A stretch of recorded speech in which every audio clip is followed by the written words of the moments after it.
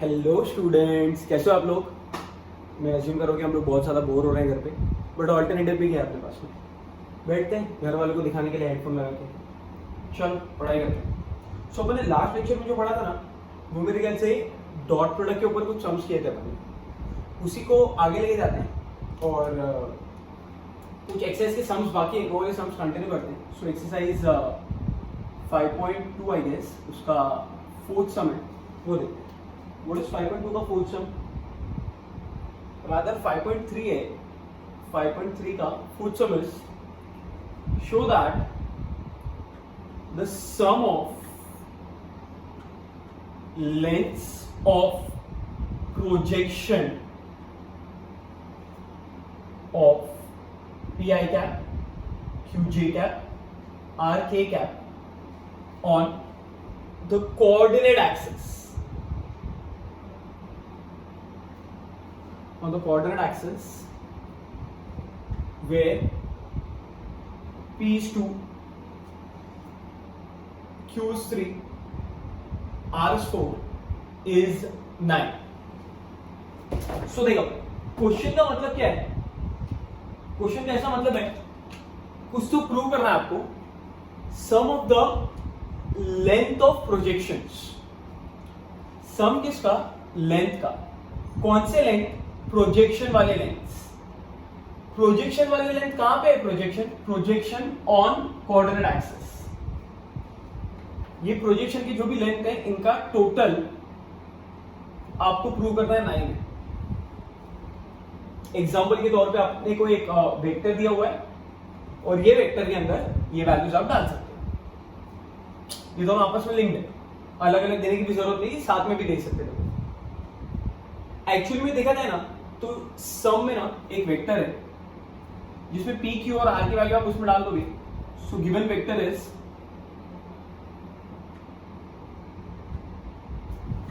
To i cap, 3j cap and 4k cap. ये given vector है। और अगर आप लास्ट लेक्चर को थोड़ा सा रिवाइज करोगे ना तो उसमें ऐसा था कि जो 2 होता है इसको हम लोग बोलते हैं projection on x axis. Projection on x-axis, and similarly 3 is called as projection on y-axis, 4 is called as projection on z-axis. तो projection on x-axis का वैल्यू 2 हो गया, 3 is projection on y-axis, projection on z-axis। इतना आपको तो समझ में आया। मैंने गिवन वेक्टर लिखा और जो लास्ट लेक्चर पढ़ा था वो वैल्यूज लिख के दे दिया। अब अपन को प्रूव क्या करना था? Show that sum of the length of projections on the coordinate axis। अभी coordinate axis का मतलब होता है x, y और z, तीनों भी एक्सिस। इसका मतलब x axis, y axis and z axis, तीनों एक्सिस के बारे में बात होगी। सो तीनों एक्सिस के प्रोजेक्शन के लेंथ का सम। तीनों एक्सिस के प्रोजेक्शंस, तीनों एक्सिस के प्रोजेक्शंस के लेंथ का sum. Projection on x axis plus projection on y axis plus projection on z axis का सम प्रूव करना था कि वो टोटल इज 9। और वो टोटल 9 यहाँ पे आपको शायद विजिबल भी 4 + 3 + 2। बहुत ही ज्यादा हलवा सा मैं घुमा के दिया है क्वेश्चन में, नहीं आई थी हलवा। चल what is next? Next we have is fifth some.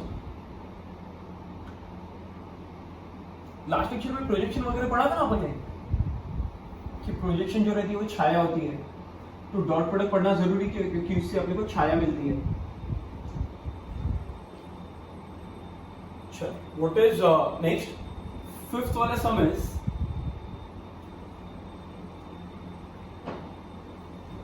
Suppose that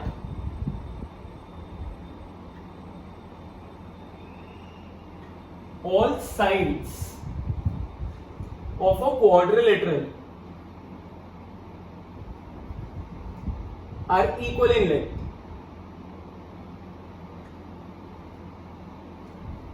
and opposite sides are parallel. Use vector method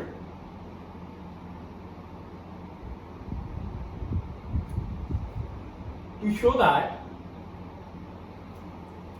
diagonals are perpendicular.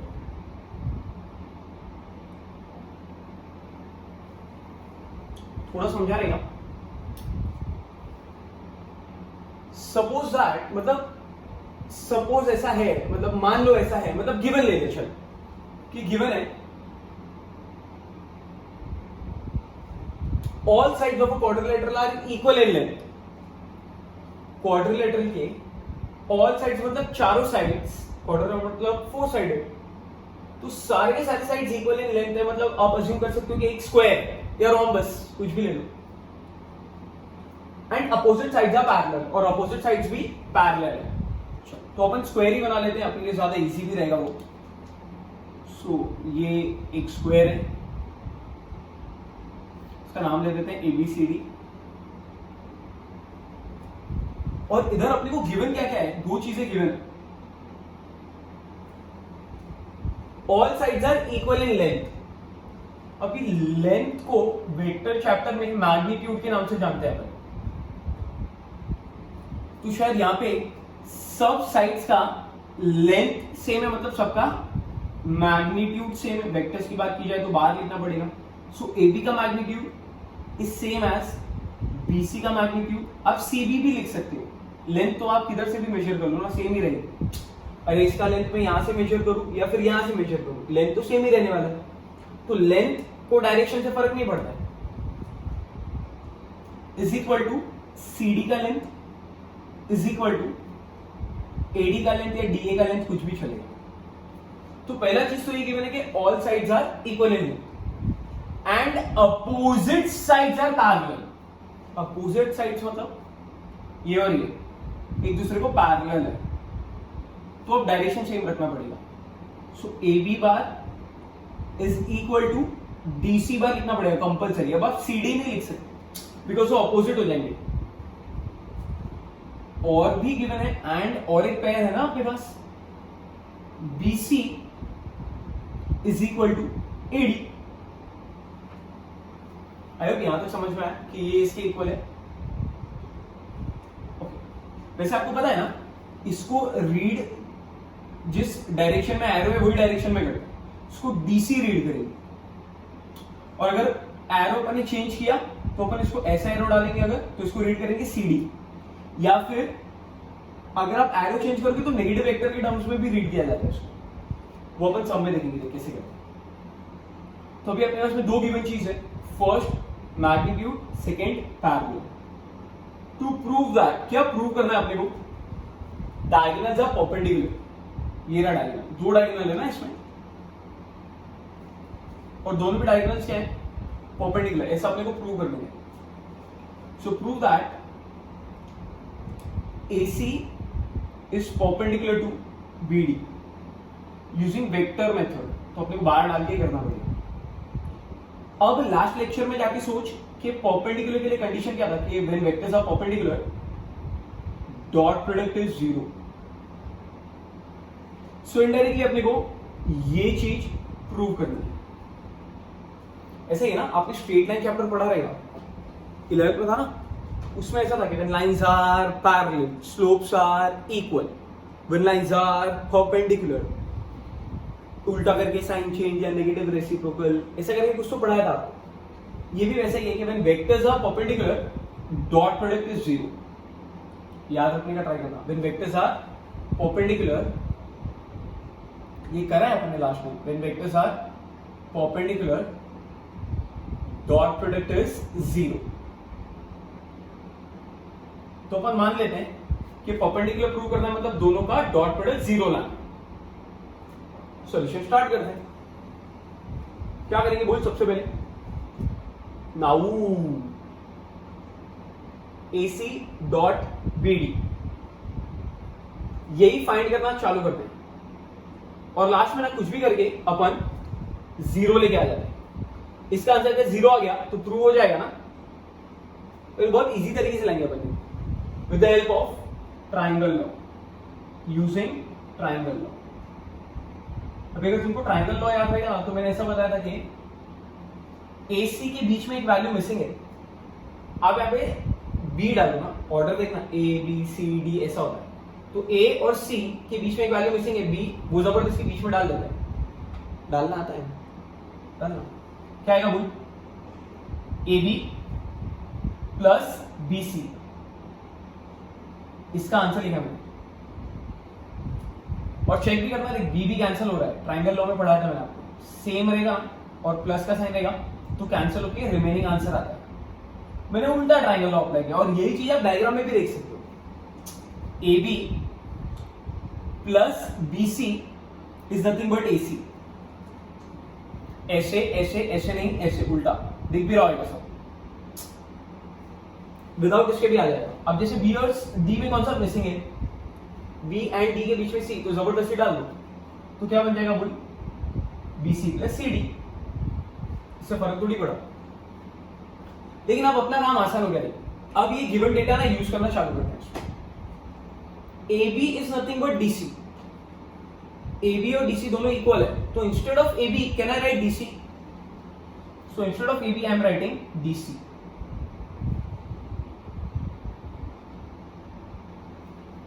और यहां पे ऐसे ही रखते हैं। अब अगर आप दोनों ब्रैकेट को देखोगे ना तो आपको दो ही वेक्टर दिख रहे हैं, D और C वो इधर भी है और BC तो सेम है, बट ये और ये एग्जैक्ट सेम नहीं है। देखो अपोजिट वेक्टर्स लग रहे हैं, एक में लिखा हुआ है DC और दूसरे में लिखा है CD। सो अगर मुझे इसको घुमाना है ना तो साइन चेंज करना पड़ता है, नेगेटिव वेक्टर बोलते हैं इसको। तो ये होगा BC BC ही रहेगा सेम, इसको मैं घुमा के अगर लिखूंगा तो DC बन जाएगा और साइन चेंज हो जाएगा, पॉजिटिव का नहीं। आई होप ये भी आया समझ में आपको। अब इसमें ध्यान से देखेंगे तो ये तो शायद एल्जेब्रा का एक फॉर्मूले के जैसा लग रहा है, a plus B A minus B, a plus B A minus B, BC minus BC, BC plus DC, which is a square minus B square, कैसा भी लिख सकते हैं आप। और अब इससे फायदा क्या हो गया, इसका आंसर 0 आ गया, क्योंकि ये दोनों का मैग्नीट्यूड तो वैसे भी इक्वल था। ये देखो DC का जो मैग्नीट्यूड है वही BC का मैग्नीट्यूड है, साइड्स का लेंथ इक्वल था, पहले ही बताया था। तो शायद सेम लेंथ को अगर आप सब्ट्रैक्ट करोगे तो आंसर 0 ही आएगा, विच प्रूव दैट, हम लोग ने ऐसा प्रूव कर दिया है AC dot BD is 0, and अगर डॉट प्रोडक्ट 0 है तो शायद दोनों वेक्टर्स एक दूसरे को परपेंडिकुलर हो जाएंगे। सो यहां से ना ये 2-3 बातें समझना कि कभी कभी उल्टा ट्रायंगल लॉ अप्लाई करने के लिए बीच में मिसिंग वैल्यू डालना होता है, और जब भी आपको परपेंडिकुलर प्रूव करना है ना, हमेशा डॉट प्रोडक्ट 0 लाने में इंटरेस्ट लेना, क्योंकि अगर ये आ गया तो अपने परपेंडिकुलर प्रूव हो जाएगा। इधर हमने वैसा ही किया है, परपेंडिकुलर लाना था, हमने डॉट प्रोडक्ट फाइंड करना चालू किया और एनी हाउ उसको 0 लेके आया।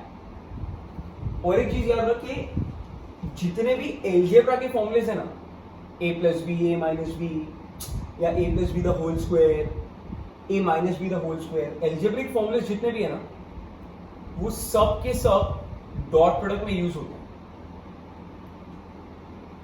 जैसे यहां पे हुआ भी a plus B A minus B A square minus B square. Algebraic हर फॉर्मूला डॉट में आएगा, लेकिन एल्जेब्रा के फॉर्मूले क्रॉस प्रोडक्ट में नहीं आएंगे, जो इसके बाद में आता है टॉपिक, आपने फिजिक्स में पढ़ा है, there is another product which is called as cross product, वहां पे नहीं आएगा ऐसा। तो बस शायद ये सब समझ में आया आपको। और ये बात ध्यान रखना, परपेंडिकुलर लाना है तो परपेंडिकुलर में इंटरेस्ट नहीं लेंगे अपन डॉट प्रोडक्ट 0 लाने में इंटरेस्ट लेंगे, तो शायद आपका आंसर जल्दी आएगा। एक और समय वो भी करते हैं। So the next sum we have is 9th वाला। आपके पास टेक्स्ट बुक है ना, रीड करो फिर 9th वाला सम क्या दिया, और कुछ रिलेशन बनाने का ट्राई करके जिससे अपन प्रूव कर पाए वो सम।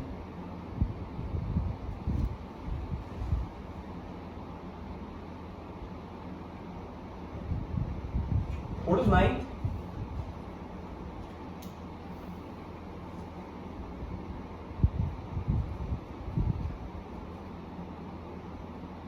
Ninth sum is proved by vector method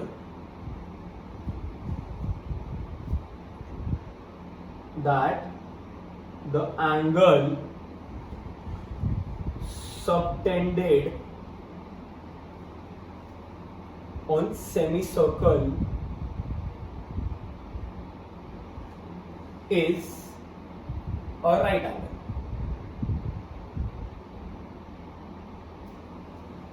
देख, प्रूव बाय वेक्टर मेथड मतलब फिर से अपने को वेक्टर ही यूज करना है. Angle subtended on semi circle is right angle. अब ये तो शायद वही स्कूल वाला सेंटेंस लग रहा है जो अपने स्कूल में भी प्रूव किया था और बहुत ज्यादा भाव दिया था उस बात को. कोई सेंस नहीं था वो टाइम पे, बस अपने को लग रहा था कि वो बहुत ज्यादा इंपॉर्टेंट है. अगर सेंस होता तो साले वापस थोड़ी पूछते. अब नालायकों ने यहां पे भी पूछा है तो फिर से ट्राई करते हैं. सॉल्यूशन बहुत इजी है. सेमी सर्कल है तो पहले तो मैं एक सर्कल बना लेता हूं. सेंटर है और हमको प्रूव करना है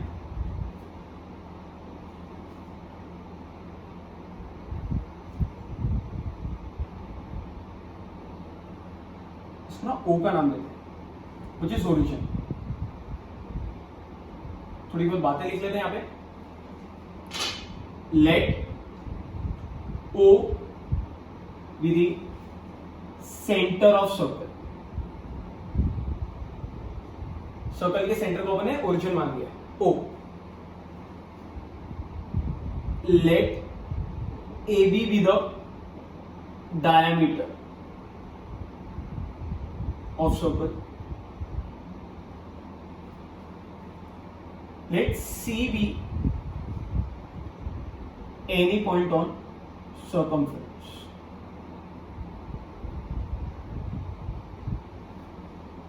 यहां तक समझा रहेगा शायद.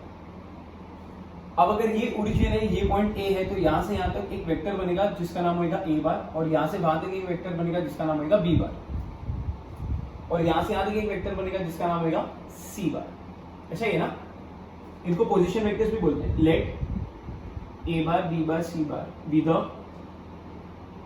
Position vectors of points A B C with respect to origin respectively. दूसरी एक इंपॉर्टेंट खास बात क्या है पता है इस समय, कि ओ से लेके ए तक जिसका नाम है ए बार और ओ से लेके बी तक जिसका नाम है बी बार, ये दोनों की डायरेक्शन अपोजिट है बट दोनों का मैग्नीट्यूड सेम है. तो can I say that magnitude of A bar is equal to magnitude of B bar. क्यों ऐसा? मैग्नीट्यूड मतलब यहां से यहां तक का लेंथ और यहां से यहां तक का लेंथ सेम है, बिकॉज ये दोनों भी क्या है, सर्कल के रेडियस है. और यही शायद सी भी रहेगा ना फिर तो इन सबको एक नाम दे देते ना अपन, आर. आई होप यहां तक समझा. अब मेरे को ये बता कि O से A और O से B लेंथ तो सेम है लेकिन डायरेक्शन अपोजिट है. तो can I say that A bar is minus B bar. A बार का जो वैल्यू है वो माइनस B बार है. तो ये दो गिवन डेटा अपन ने यहां से निकाल लिए जो अपने को पूरे सम में काम आएंगे. अब भी जो सम करके है ना वैसे ही सेम सम है. हमको प्रूव क्या करना है? Prove angle on semi circle is a right angle. मतलब we need to prove that कि ये जो एंगल है ये 90 डिग्री है. और जैसा मैंने अभी आपको थोड़ी देर पहले एक सम में पढ़ाया था कि जब भी आपको 90 डिग्री प्रूव करना हो आप 90 डिग्री पे फोकस मत करना. अब दूसरी किस बात पे ध्यान देना? वेरी गुड, डॉट प्रोडक्ट पे ध्यान देना. आप भी पढ़ाता हूं. सो हम लोग इस समय भी AC डॉट BC का आंसर फाइंड करना चालू करते हैं और कुछ भी करके ना ये आंसर को ना अपन जीरो लेके आते हैं. जैसे ये डॉट प्रोडक्ट जीरो आ गया अपने आप प्रूव हो जाएगा कि ये दोनों एक दूसरे को परपेंडिकुलर है. अब यहां तक समझ में आया? मैं आपको यहां पे डायग्राम भी बना के देता हूं. AC BC और OC भी एक वेक्टर है अपने पास, है ना. OC इज C बार का पोजीशन वेक्टर. तो देख अभी अपने को इसका डॉट प्रोडक्ट आगे जीरो लाना है तो हम लोग पुराना वाला मेथड नहीं प्रीफर करके ना इसको ब्रेक करते हैं. And can I write AC as C bar minus A bar and बाजू वाला as C bar minus B bar. अब मैंने ऐसा क्यों किया? पुराना वाला मेथड क्यों नहीं फॉलो किया? जैसे मैंने आपको बताया था अपन ट्रायंगल लॉ से किया था वो वाला सम. अब A और C के बीच में कौन सा वैल्यू मिसिंग है? B. तो यहां पे तो आ जाएगा आंसर. लेकिन बी और सी के बीच में कोई वैल्यू मिसिंग नहीं है, तो अपन वैल्यू डाल नहीं पाएंगे, तो थोड़ा ना लेंथी मेथड हो जाएगा पुराना वाला। इसके लिए एक दूसरा मेथड भी देखते हैं। तो आपके पास में भी दो मेथड्स अवेलेबल रहेंगे, ट्राई करते हैं। अब इधर instead of A bar can I write minus B bar, तो पता है ये क्या बन जाएगा, सी बार, ए बार रहेगा माइनस बी बार डालने से प्लस बी बार आ जाएगा, dot C bar minus B bar, और हो गया अपना काम। सो ये तो A plus B minus B, dot में अलजेब्रा वाला फॉर्मूला भी चलता है, तो A square minus B square, magnitude आ जाता है जब भी स्क्वायर आएगा। ये सब बातें याद रखो भाई, जब भी स्क्वायर आ रहा है वेक्टर का,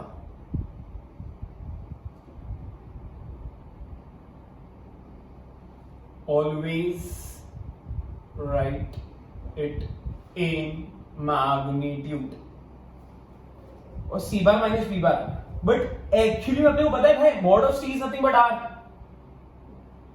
तो आर स्क्वायर हो गया, minus mod of B is also R, R square minus R square 0, which proves that हम लोग ने प्रूव कर दिया है AC डॉट BC 0 है, और अगर डॉट प्रोडक्ट 0 आ गया है तो शायद एक दूसरे को ये परपेंडिकुलर हो गए, और परपेंडिकुलर का मतलब ही होता है 90 डिग्री, वो आप कंक्लूड कर लेना। आई होप ये तीनों सब आए समझ में। सब आगे बढ़ते हैं, और अपन ने ना सेम अप्रोच रखा था, जब भी परपेंडिकुलर प्रूव करना है मैंने आपको बताया डॉट प्रोडक्ट 0 लेके आना। सो अपन यहां पे भी वही किया, डॉट प्रोडक्ट 0 लाया, लेकिन दूसरे मेथड से लाया। सो अब आपके पास में भी दो मेथड्स अवेलेबल। सो अब मेरे को बताओ कि अपन ने क्या क्या पढ़ लिया है, डॉट प्रोडक्ट पढ़ लिया है, प्रोजेक्शन पढ़ लिया है, डीसीएस पढ़ा है, डीआरएस पढ़ा है, जो 3 टाइप के होते हैं, cos alpha, cos beta, cos gamma, इनको डीसीएस बोलते हैं। डीआरएस को आप रिड्यूस भी कर सकते हो, ब्रैकेट में नहीं लिख सकते, ये सब बातें पढ़ी है अपन ने। DCS can be treated as DRS, but DRS can not be treated as DCS. इन दोनों में एक रिलेशन भी है कि लोग हमेशा प्रोपोर्शनल होते हैं टू अ कांस्टेंट। चल ठीक है, अब आगे बढ़ते हैं और एक नया टॉपिक सीखते हैं जो आपने ऑलरेडी फिजिक्स में किया है, which is called as vector product. Vector product का एक दूसरा नाम है क्रॉस प्रोडक्ट। और जो क्रॉस प्रोडक्ट है ना, ये यूज करने के लिए अपने को राइट हैंड थंब रूल लगता है।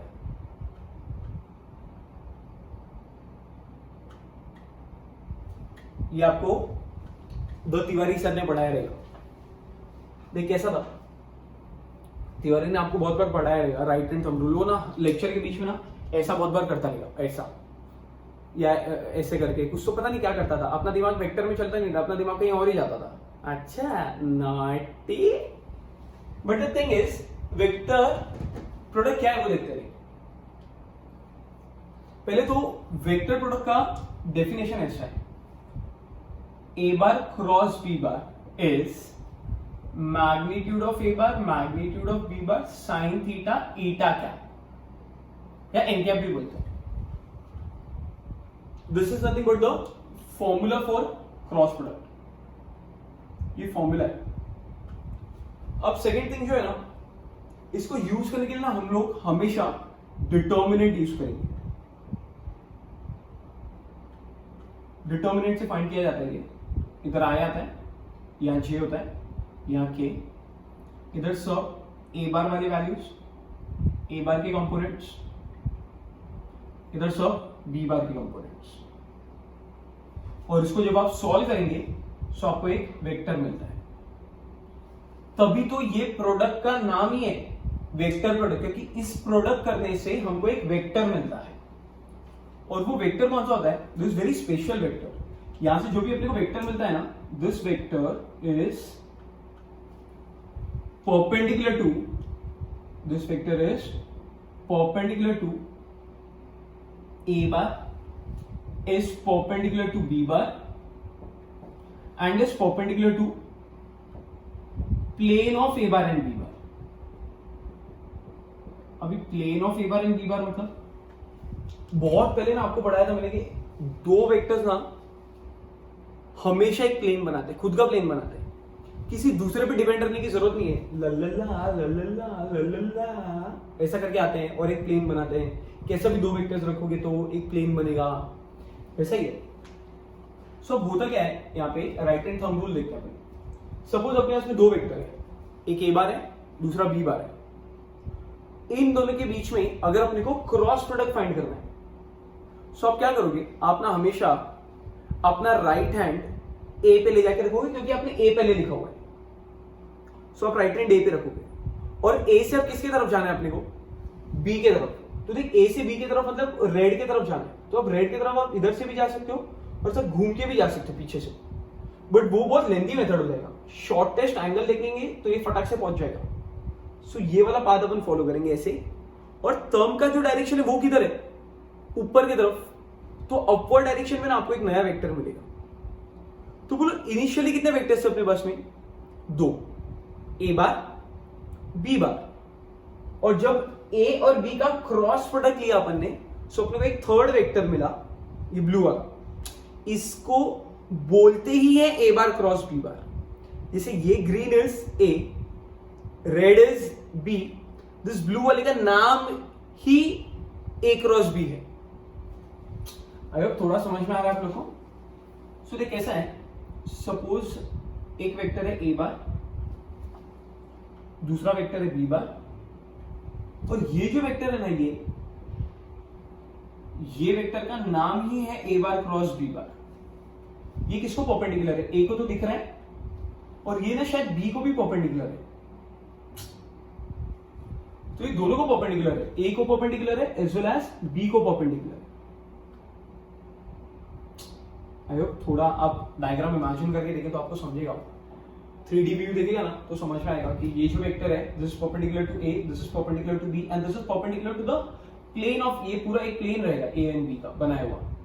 देखो ऐसा इमेजिन करके देखो, इस प्लेन को ही परपेंडिकुलर है, तो ये तीनों को परपेंडिकुलर है। इस वेक्टर में ना बहुत सारे समझाते हैं। अब देख, पहली चीज तो ये है कि ये वेक्टर कितना भी बड़ा होने दे, ये कितना भी छोटा होने दे बी, ए बहुत ज्यादा बड़ा लिया अपन ने और बी बहुत छोटा सा लिया है, फिर भी अपन ए क्रॉस बी डिटरमाइन नहीं कर सकते कि वो कितना लंबा आएगा कितना छोटा आएगा। वो बहुत बड़ा भी हो सकता है, बहुत छोटा भी हो सकता है। इस वेक्टर पे ना, इस वाले वेक्टर पे बहुत ज्यादा समझाता है। अब वो कैसे करते हैं, इसको फाइंड करने के लिए अपन यूनिट वेक्टर से हेल्प लेते हैं। वो सब मैं आपको बताऊंगा कि कैसे सॉल्व करते हैं, बट अभी के लिए आप इतना याद रखो कि ऐसा कुछ है। आगे देखते हैं, इसकी ना कुछ प्रॉपर्टीज है, वो प्रॉपर्टी पढ़ते हैं, जिसमें से पहला property is properties of cross product. इसमें से फर्स्ट प्रॉपर्टी इज, जैसा कि अपन ने फॉर्मूला पढ़ा, A bar cross B bar is magnitude of A bar magnitude of B bar into sine theta eta cap. ये ईटा कैप ही है जो इस वेक्टर का डायरेक्शन देती है। ये वेक्टर ही है ना एक, इस वेक्टर का डायरेक्शन ईटा कैप देता है आपने को। अब देखते हैं इसकी प्रॉपर्टीज भी देख लेते हैं। प्रॉपर्टी में पहला property we have is A cross B का अगर अपन मैग्नीट्यूड लेंगे, सो मैग्नीट्यूड लेने का मतलब इसका मैग्नीट्यूड लेना और इसका मैग्नीट्यूड मतलब सबका मैग्नीट्यूड। अब पहले दो तो बेचारे वैसे ही मैग्नीट्यूड में पड़े, sine theta itself is magnitude वाली वैल्यूज आते हैं, ऑलवेज पॉजिटिव ही मिलता है बिकॉज अपन जो एंगल लेते हैं वो शॉर्टेस्ट एंगल लेते हैं, तो ये हमेशा पॉजिटिव ही आएगा साइन थीटा। और लास्ट में बचा एन कैप, उसका भी मैग्नीट्यूड। सो फिर को पता एन कैप का अगर मैग्नीट्यूड लेगा तो कैप मतलब कौन सा वेक्टर, यूनिट वेक्टर। और यूनिट वेक्टर का मैग्नीट्यूड कितना होता है, 1। तो answer is mod A mod B sin theta, which is the final value of A bar cross B bar. ये फॉर्मूला ना कभी कभी एंगल बिटवीन वेक्टर्स फाइंड करने के लिए भी यूज होता है। एंगल बिटवीन वेक्टर्स, तो यहां से sin थीटा का वैल्यू क्या आ रहा है, जब आप mod A mod B को वहां भेज दोगे तो आंसर आएगा A bar cross B bar upon mod A mod B। ये फॉर्मूला यूज होता है to find angle between vectors, but I guess ये बहुत लेंथी है, अपन ये यूज नहीं करेंगे।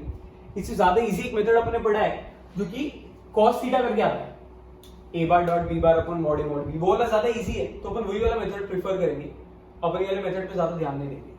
चलो सेकंड पॉइंट इज, अगर दो वेक्टर्स एक दूसरे को पैरेलल है, if a bar and b bar are parallel या कोलिनियर है, अगर दो वेक्टर्स एक दूसरे को पैरेलल या कोलिनियर है ना, तो इन दोनों वेक्टर्स का क्रॉस प्रोडक्ट जो रहेगा ना वो हमेशा जीरो आएगा। क्या बोला बोल, इन दोनों वेक्टर्स का क्रॉस प्रोडक्ट जो रहेगा वो हमेशा क्या आएगा, जीरो। अब क्यों ऐसा कि इन दोनों का क्रॉस प्रोडक्ट जीरो है, इमेजिन करके देखना, ये ए बार है, सॉरी ये ए बार है, ये बी बार है, ऐसा लेते हैं। अगर ये दोनों एक दूसरे को पैरेलल है, आपको तो right hand thumb rule use करना था, सो राइट हैंड को आप ए पे रखोगे, अब ए से लेके कहां जाएगा, बी पे, बट कोई कनेक्शन ही नहीं है दोनों के बीच में बी पे जाने का, ये चाहकर भी हिलेगा ही नहीं अपनी जगह से, कितना भी हिला ले वेक्टर को, कितना भी वेक्टर को अगर अपन हिलाएंगे ना, तो ये वेक्टर अपनी जगह से हिलने वाले ही नहीं है। सो आई गेस अपने को क्रॉस प्रोडक्ट के लिए कोई नया वेक्टर मिलेगा ही नहीं, क्योंकि ये मूव ही नहीं कर रहा है, तो नया वेक्टर आने वाला ही नहीं है। So can I say that in दोनों वेक्टर्स का cross product will always be zero. So अगर वेक्टर्स पैरेलल या कोलिनियर भी रखोगे ना, तभी भी वही केस है, आप ए से बी पे जाना चाहते हो, अब ए से बी कहां जाओगे, आगे जाके नहीं ना, ऐसा थोड़ी जाना, अपने को तो ऐसा मूव करना था, तो मूवमेंट मिलेगा ही नहीं अपने। थर्ड प्रॉपर्टी इज इसी का उल्टा, कन्वर्स। अच्छा ये चीज याद है मुझे कि अगर वेक्टर्स पैरेलल होते हैं तो क्रॉस प्रोडक्ट जीरो होता है, क्रॉस प्रोडक्ट इज जीरो।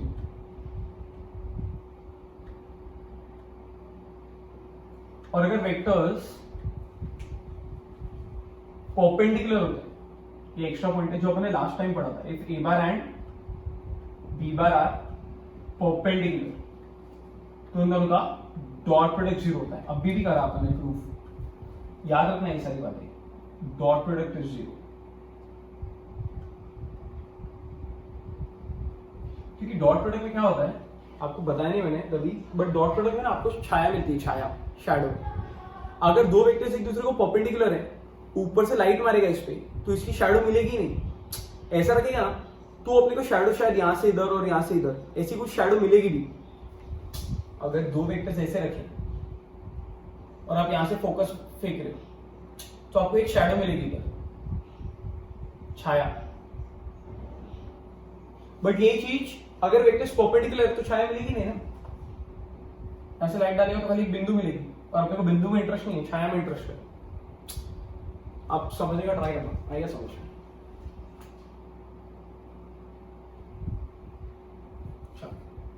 वैसे एक पॉइंट एक्स्ट्रा था, अपन तो थर्ड वाला पॉइंट पढ़ रहे थे जो इसका कन्वर्स है, कि अगर दो वेक्टर एक दूसरे को दो वेक्टर्स का क्रॉस प्रोडक्ट जीरो है, मतलब देन वेक्टर्स आर पैरेलल और कोलिनियर। अब यहां पे ट्विस्ट भी है, देन यहां पे तीन condition, A bar is zero, then B bar is zero, कुछ भी कंडीशन हो सकती है, ये भी कंडीशन हो सकती है, ये भी हो सकता है, ये भी हो सकता है। कैसे? तुमको पता है जीरो वेक्टर करके कुछ एक वेक्टर होता है। जीरो वेक्टर मतलब जिसका मैग्नीट्यूड जीरो है और डायरेक्शन आर्बिट्री है, कोई भी डायरेक्शन में जाता है वो। सो मेरे को चेक करके पता है जीरो वेक्टर के लिए जो अपन एग्जांपल लिया था वो एक डॉट था, डॉट। अब कोई भी दो वेक्टर्स का क्रॉस प्रोडक्ट जीरो है, तो हो सकता है ना कि ये अगर ए बार है, if this vector is A bar, इसके टिप पे एक पॉइंट डाल दे वो बी बार, ए बार और बी बार जो जीरो वेक्टर है, तो अब शायद इन दोनों वेक्टर्स का क्रॉस प्रोडक्ट जीरो ही आने वाला है। तो वैसे ही हो गया कि अगर बी बार जीरो है तो होगा। सिमिलरली अगर ये बी बार है, इसके पीछे की साइड पे ए बार ले लें, तो ए एंड बी वापस से दोनों एक दूसरे को कोलिनियर हो गए, या पॉइंट को ऊपर तो पैरेलल हुए, तो पैरेलल हुआ या कोलिनियर हुआ तब तो क्रॉस जीरो है ही। लेकिन अगर दोनों में से कोई एक भी जीरो हो गया तो फिर भी शायद जीरो ही हो जाएगा। समझने का ट्राई करना ही इंटरेस्टिंग था। चल नेक्स्ट और भी कुछ पॉइंट्स है वो देखते हैं। पहले आप ये अच्छे से समझ लो, रिवाइंड करके देखिए, बहुत ज्यादा काम की चीजें जो आगे और इसके बाद वाला जो चैप्टर है, 3 चैप्टर इसके बाद, वो तीनों चैप्टर इसी के ऊपर बेस्ड है, वेक्टर प्रोडक्ट के ऊपर, राइट हैंड थंब रूल। बार बार यही करते जाना है अपने को। चल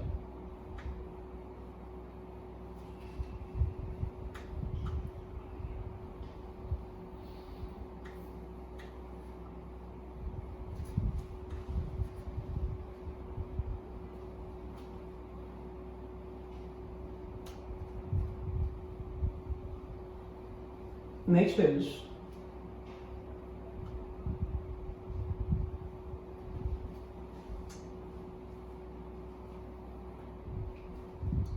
इसके बाद वाला जो प्रॉपर्टी है, कौन सा क्या अपने थर्ड, फोर्थ प्रॉपर्टी इज अगर m a bar cross b बार अपन कर रहे हैं, सो इसमें मैं ऐसा भी लिख सकता हूं m बाहर और a बार क्रॉस b बार।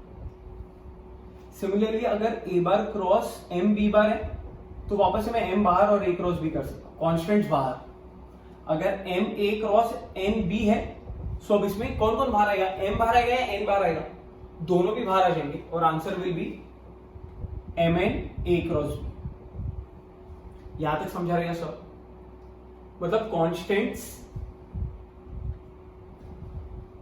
लात मार के बाहर। फिफ्थ इज आई जे के। अब आई जे के, ये आपने पहले भी पढ़ा है, रादर इसको सर्कुलर फॉर्म में बनाते हैं शायद, ऐसा कुछ। तो आई क्रॉस जे इज के, जे cross K is I and के क्रॉस आई इज जे। इसके अलावा ना अगर आप उल्टा फॉलो करोगे ना तो आंसर नेगेटिव आएगा। मतलब I cross K is minus J, K cross J is minus I and J cross I is minus के।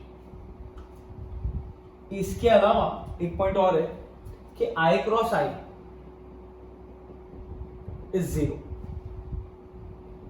जे cross J is again zero, K cross K is again zero. इसको बोलते हैं self cross product is zero. Theory से बोलते थे ऐसा, self cross product is zero. Next एक example देख लेते अपन। अगर ए बार एक वेक्टर है 3i 5j minus 2k and B बार एक वेक्टर है i plus j plus k, और हम लोग को फाइंड करना है A bar cross B bar. So A bar cross B bar find कैसे करते हैं, आपको बताया था मैंने, डिटर्मिनेंट से करना। यहां पे आएगा i, यहां पे आएगा j और यहां पे आएगा k। और अब ए बार के कंपोनेंट्स 3 5 2 1 1 1।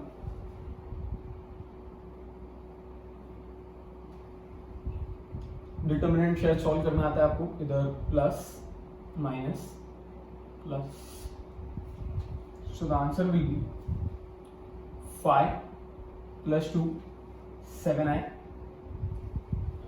जे के साथ में 3 प्लस 2 माइनस 5j एंड के के साथ में 3 minus 5 minus 2। So this is the नया वेक्टर जो ए को परपेंडिकुलर है, बी को परपेंडिकुलर है and entire plane of A and B.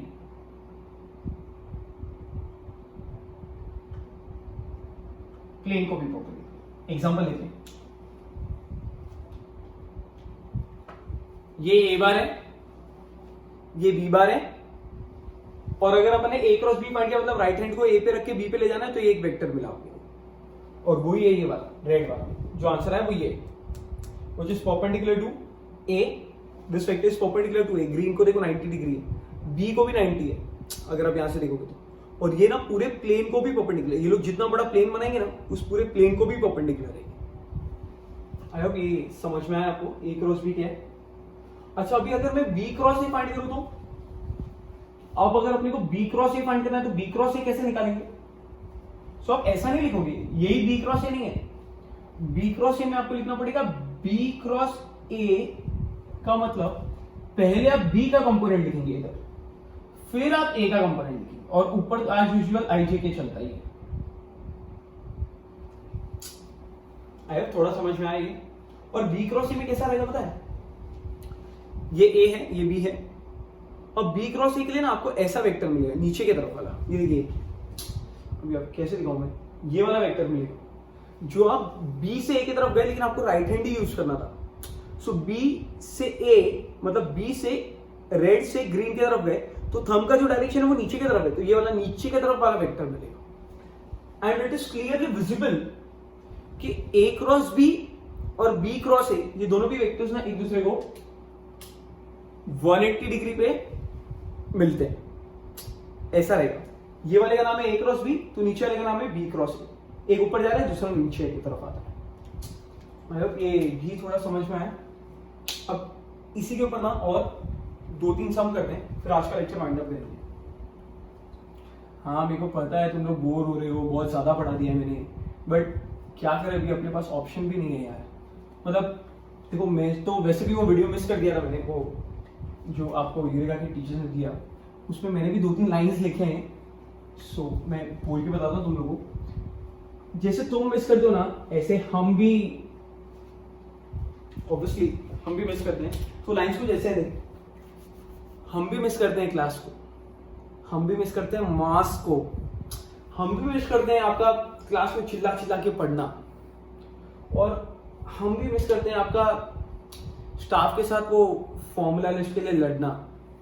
मतलब हम भी मिस करते हैं, क्या तो बोले, हम भी मिस करते हैं आपके बहाने को, हम भी मिस करते हैं आपका क्लास में चोरी चोरी चुप चुप के टिफिन खाने को, और आप भी तो मिस करते हो ये सब। बट अपने पास कोई ऑप्शन नहीं है यार, वी जस्ट होप कि जल्दी से लॉकडाउन खुल जाए और जल्दी से हम लोग एक दूसरे को मिले, फुल धतिंग करें हमें। बट लेट्स प्रोसीड फर्दर, देखते हैं अभी आगे छोटी सी बातों को।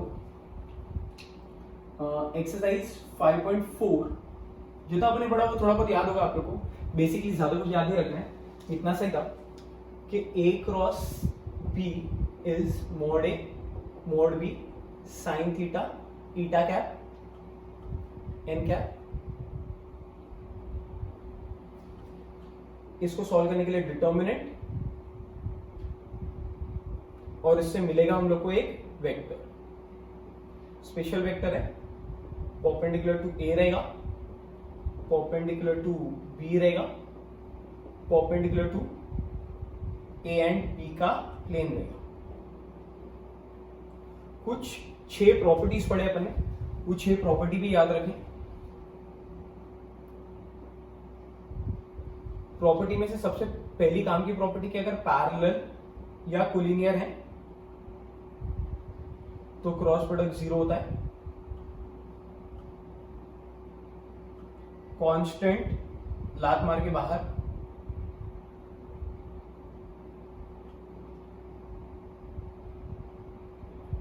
बस यही 2 प्रॉपर्टी है जो बेसिकली काम की है। सम स्टार्ट करते हैं, देखते हैं क्या है। सो पहला जो अपन सम स्टार्ट करने वाले हैं दैट इज, एक मिनट ना,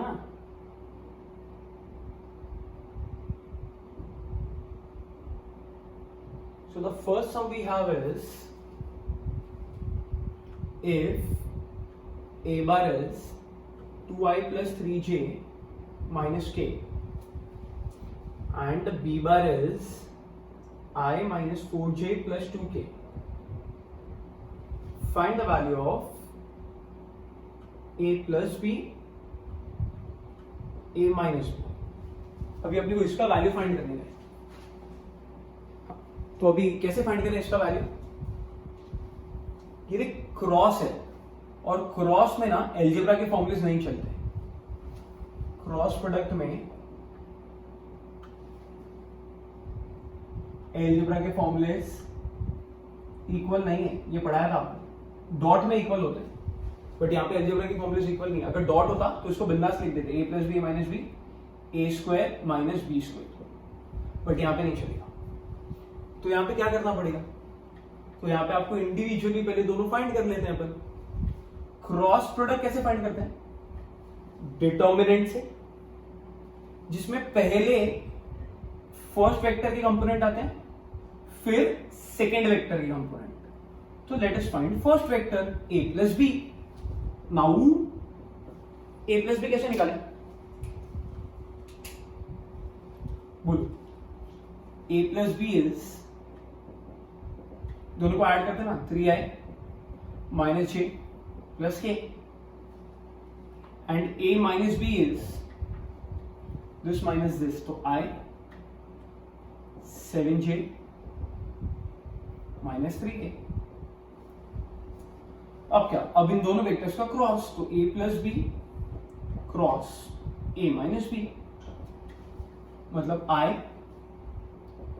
j k, 3 minus 1 1 1 7 minus 3।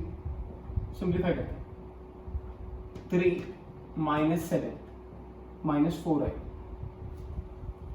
Minus 9 minus 1 minus 10, तो प्लस 10, 21 और एक 22। So this is the final value for the required vector. अब इसी को सॉल्व करने के लिए ना एक ऑल्टरनेटिव मेथड भी है, जिसमें आपको ब्रैकेट ओपन करना पड़ेगा। सेकेंड मेथड, ये कुछ गंदे सम्स में काम आएगा। जब आपको वैल्यूज नहीं दिए होंगे ना, तो आपको ये मेथड भी काम आएगा। a plus B cross a minus B, क्या करना पड़ेगा? ब्रैकेट ओपन, मतलब a क्रॉस a bar minus b bar plus b cross a bar minus, जैसे स्कूल में करते थे, a बार से पूरा ब्रैकेट फिर b बार से पूरा ब्रैकेट। सो ये बन जाएगा a bar cross a bar minus a bar cross b bar, sign अलग, vectors multiply, plus b bar cross a bar minus b bar cross b bar. आपको याद है सेल्फ क्रॉस प्रोडक्ट 0 होता है, ठीक है? ये वाला भी गया। तो आपके पास में क्या क्या बचा? Minus of a cross b plus of b cross a, और ये दोनों सेम नहीं होते हैं, आपको पता है। a क्रॉस b ऊपर जाता है, b क्रॉस a नीचे जाता है। बट इस वेक्टर का अगर आप घुमा दोगे ना इसको, तो साइन चेंज हो जाएगा। तो प्लस b क्रॉस a भी कर सकते हो इसको, और ये वाला b cross a, we can simply write it as 2 times of b cross a। Constant को बाहर ही रखें। अब आपको क्या करना पड़ेगा? इस मेथड के जैसे दोनों को ऐड किया पहले, फिर दोनों वेक्टर्स को सबट्रैक्ट करके आंसर्स लिखे थे, फिर इन दोनों का क्रॉस निकाला था। इसमें तो वही था, लेकिन अब यहां पे क्या करना पड़ेगा? डायरेक्टली आप b और a का क्रॉस निकालो, जो भी आंसर आएगा 2 से मल्टीप्लाई कर दो, ऐसे आप ट्राई करके देख लेना, दोनों में से आपको जो इजी रहे। ऑब्वियसली यही वाला मेथड इजी है, बट ये समझना जरूरी था। खाली देख लो, मत करो चलेगा, बट देख लो, ऐसा भी होता है। What is second? Now the sums are interesting. Second, third, fourth. So the second sum we have is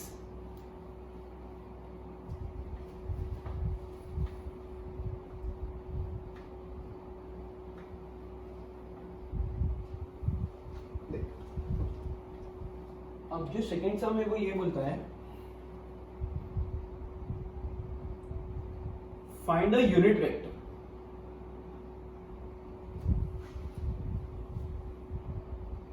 perpendicular to vectors j plus 2k and I plus j। क्या फाइंड करना है आपको? एक यूनिट वेक्टर फाइंड करना है। ये vector perpendicular है किसको? perpendicular to vectors this and this. ऐसा कौन सा वेक्टर होता है जो बाकी दो वेक्टर्स को परपेंडिकुलर होता है? ऐसा तो भाई ये ब्लू वाला वेक्टर है जो बाकी दो वेक्टर्स को परपेंडिकुलर है. सो हमको इनडायरेक्टली ना यही फाइंड करने बोलोगे.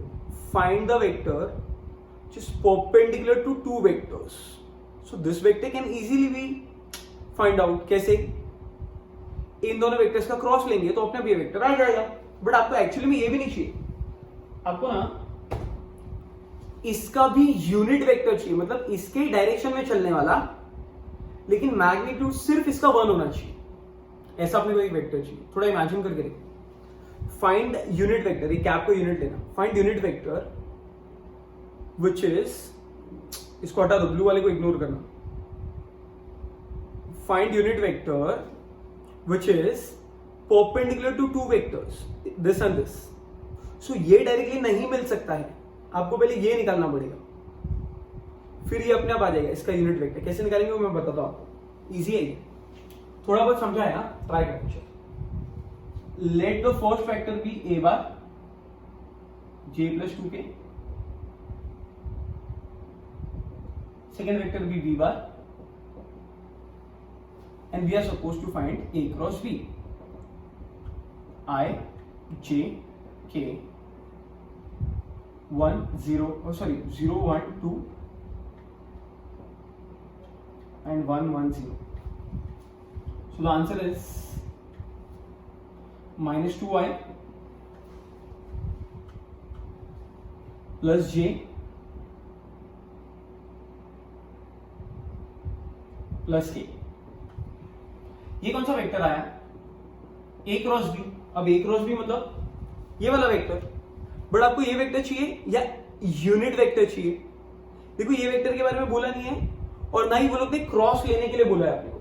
वो लोग ने तो खाली इतना बोला है, एक वेक्टर ढूंढना जो परपेंडिकुलर है दो को. तो ये हमको पता है कि एक वेक्टर जो दो को परपेंडिकुलर है वो उन दोनों का ही क्रॉस होता है. सो अपन ने इन दोनों का ही क्रॉस निकाल लिया है. और इसका यूनिट वेक्टर फाइंड करने के लिए कोई फॉर्मूला याद है आपको? यूनिट वेक्टर फाइंड करने के लिए एक फॉर्मूला हुआ करता था, वेक्टर अपॉन इट्स मैग्नीट्यूड. वही कर लेते हैं अपन. ये रहा वेक्टर, इसका ही magnitude.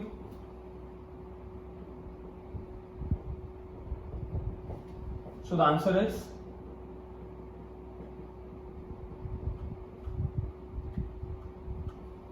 This is the final answer. I hope ये समझ में आया. बट अब एक ना ट्विस्ट है कि this is not the only answer. Because एक अपन ने जो फाइंड किया ना वो ये निकाला है, ये वेक्टर निकाला और फिर इसका यूनिट वेक्टर निकाला. क्योंकि ये वेक्टर इसको परपेंडिकुलर है, इसको भी परपेंडिकुलर है, which is perpendicular to both the vectors. But is this the only vector possible जो A cross B right hand thumb rule ऊपर की तरफ आने वाला वेक्टर है? अरे भाई ये भी तो हो सकता है ना. ये भी वेक्टर तो शायद परपेंडिकुलर है ए को एंड बी को. सो ये भी तो वेक्टर पॉसिबल है. सो एक नहीं दो आंसर आएंगे, या तो ऊपर जाता हुआ या नीचे जाता हुआ. और वो दोनों के बीच में खाली माइनस साइन का ही फर्क होता है. मतलब अगर ये ए क्रॉस बी है, सो बी क्रॉस ये क्या होगा? थ्रू आउट मल्टीप्लाई में माइनस साइन कर दोगे तो 2i माइनस जे माइनस के. ये वेक्टर को मैंने माइनस साइन से मल्टीप्लाई कर दिया. दोनों वेक्टर्स एक दूसरे के अपोजिट होते हैं. एक ऊपर जा रहा है एक नीचे जा रहा है, तो अपोजिट वेक्टर्स ही तो हैं. तो सिर्फ साइन का फर्क आता है. सो इसी आंसर में अपन चुपचाप बाहर प्लस एंड माइनस डाल देते हैं. प्लस तो पहले से ही है, बाहर कुछ भी नहीं है तो. और प्लस का मतलब अगर ए क्रॉस बी है तो माइनस का मतलब बी क्रॉस ए के लिए हो जाएगा. तो शायद दोनों आंसर एक ही में समा जाएंगे. अब थोड़ा समझा है? और है दो समझ प्लीज ट्राई करना है यार.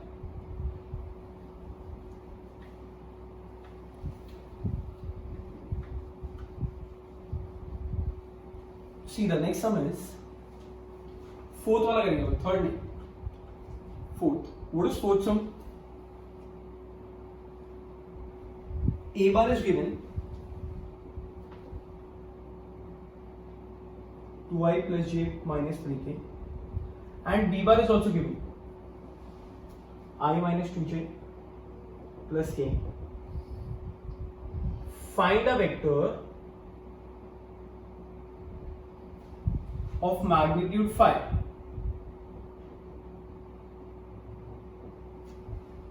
perpendicular to both and perpendicular to both a bar and b bar. Question का मतलब समझा? कुछ भी नहीं समझा तो इतना तो समझा, a बार और b बार दिया है, ठीक है। चलो, फाइंड अ वेक्टर मतलब एक वेक्टर ढूंढना है आपको। Find a vector of magnitude 5, vector ढूंढना है जिसका मैग्नीट्यूड 5 है and perpendicular to both A bar and B bar, और वही वेक्टर ए एंड बी दोनों को परपेंडिकुलर है। ऐसा कौन सा वेक्टर होता है जो परपेंडिकुलर होता है दो वेक्टर्स को? ऐसा कौन सा वेक्टर होता है जो दो वेक्टर्स को परपेंडिकुलर होता है? इन दोनों वेक्टर्स का क्रॉस प्रोडक्ट ना, वो निकालते हैं। धीरे धीरे समझ जाएगा। ए क्रॉस बी फाइंड कर रहे हैं आई जे के करके।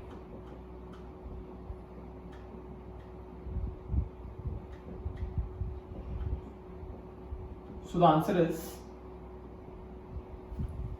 1 minus 6 minus 5. J के साथ आ रहा है 2 plus 3 5 and K के साथ आ रहा है -4 -1 -5. एक वेक्टर आया आपको शायद यहाँ पे, इसमें से ना अपनी बहुत इच्छा हो रही है कि अपन -5 कॉमन ले लें, बट कोई जरूरत नहीं -5 कॉमन लेने की। Let the answer be simply -5i -5j -5k। ये कौन सा वेक्टर आया है? a cross b। देखा, डायग्राम से समझने का ट्राई करना। ये a बार है, ये b बार है, और हमको जो वेक्टर मिला है वो ये रहा, जिसका नाम है a बार क्रॉस b बार। ये a को भी परपेंडिकुलर है, ये वाला वेक्टर b को भी परपेंडिकुलर है। 3D मीडियम से इमेजिन करके देख, दोनों को परपेंडिकुलर दिखेगा। So this is the plane surface था, और ये ऊपर की तरफ जाता हुआ वेक्टर है। अब हमको जो वेक्टर फाइंड करना है वो कौन सा फाइंड करना है? हमको ये वाला वेक्टर फाइंड करना है जिसका मैग्नीट्यूड 5 है, और ये वाला वेक्टर भी इन दोनों को परपेंडिकुलर है। तो ये तो अभी भी दिख रहा है, बिकॉज कैसा है ना कि vectors are free in space. यही वेक्टर को अगर आप यहां पे लाके रख दोगे ना इसके जगह पर, तभी शायद फ्री इन स्पेस होने की वजह से इसके ऊपर आके बैठ जाएगा और यहां पे दिखेगा। So can I say that ये वेक्टर और रिक्वायर्ड वेक्टर एक दूसरे को पैरेलल हो गए, बट हमारे इससे कोई लेना देना नहीं है, खाली ये तो ऑब्जर्वेशन है। यहां दिख रहा है कि ये वेक्टर जो अपने को चाहिए और ये जो a क्रॉस b अपने को मिला है, ये दोनों वेक्टर्स एक दूसरे को पैरेलल लग रहे हैं। We are interested in green वाला वेक्टर।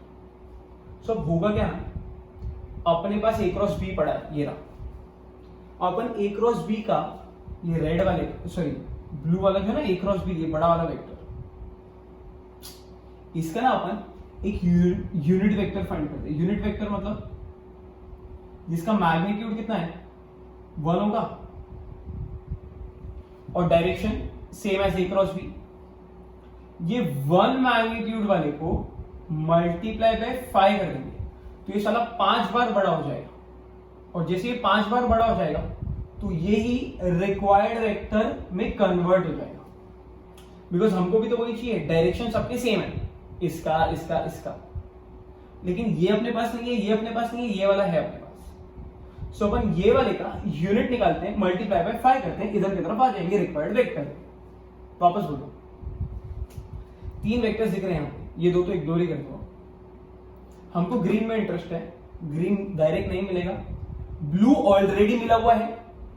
सो इसका यूनिट निकालते हैं जिसका मैग्नीट्यूड 1 होगा और डायरेक्शन सेम होगा। एरो ये भी ऊपर है, ये भी ऊपर की तरफ जाएगा। सो ये 1 मैग्नीट्यूड वाले को 5 से मल्टीप्लाई करेंगे तो यही 5 बार बड़ा हो जाएगा और वो रिक्वायर्ड वेक्टर में कन्वर्ट हो जाएगा। बहुत ज्यादा अच्छा समझने के लिए ट्राई करना समझने का। So this is A cross B, इसका यूनिट मतलब A cross B vector upon its magnitude which is -5i -5j -5k upon under root of 25 plus 25 plus 25 which is -5i -5j -5k upon 75 हो गया which is 5√3। अब फायदा है -5 common लेने का, क्योंकि अब -5 कॉमन लेंगे तो नीचे वाले 5 से कैंसिल होगा। सो अंदर बचेगा i प्लस जे प्लस के अपॉन √3 और 5 5 6। सो ऐसा बचेगा। This is the unit vector. I hope ये समझा। इस यूनिट वेक्टर को किससे मल्टीप्लाई करना था? ये यूनिट वेक्टर तो वो आया जिसका मैग्नीट्यूड 1 है, इसको किससे मल्टीप्लाई करना है? 5 से करके देख। रिक्वायर्ड वेक्टर मिलना चालू होगा। required vector will be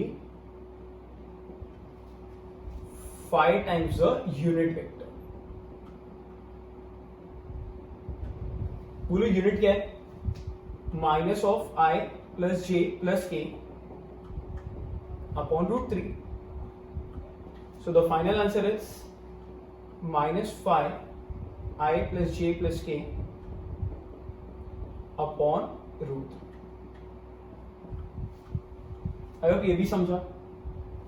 but again the twist, हमने कैसे मान लिया कि ए क्रॉस बी ही होगा? ये वाला वेक्टर भी तो चलेगा जो नीचे से आएगा। इस वाले वेक्टर का नाम क्या है? ऐसे वाले का बी क्रॉस ए। और हो सकता है ना कि अपना वेक्टर ऐसा दिखता हो, ग्रीन वाला शायद ऐसा हो जिसका मैग्नीट्यूड 5 है और डायरेक्शन इसके है। सो हमको वही करना पड़ेगा जो पहले वाले सम में किया, यूनिट वेक्टर दोनों डायरेक्शन का कंसीडर करना पड़ेगा। मतलब सिर्फ नेगेटिव नहीं, आपको इधर नेगेटिव एंड पॉजिटिव दोनों लेना पड़ेगा। Negative and positive, negative and positive, तो आपको 2 आंसर आएंगे and this is your final answer. I hope ये भी समझा है। एक और सम है 16th वाला, वो भी करते हैं।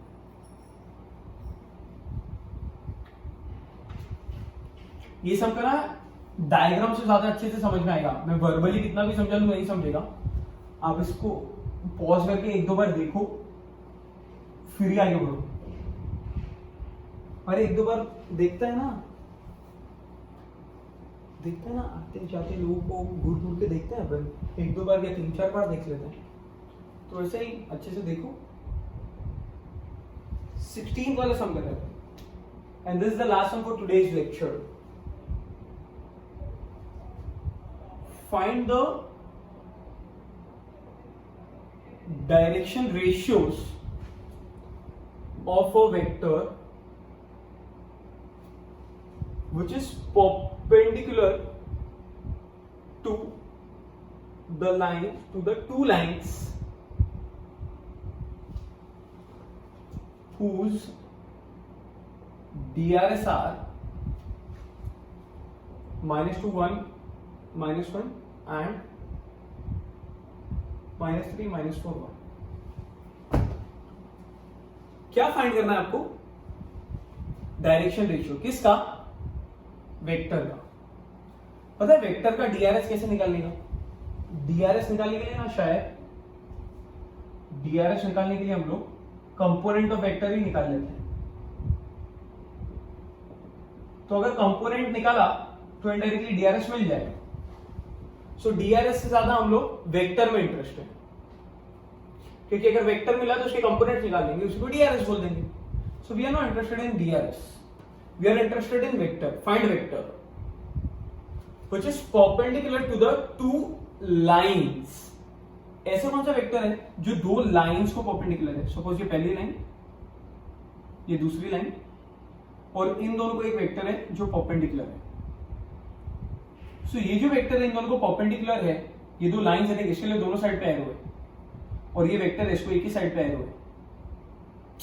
ये जो वेक्टर है ये कौन सी दो लाइंस को परपेंडिकुलर है? ये दोनों लाइंस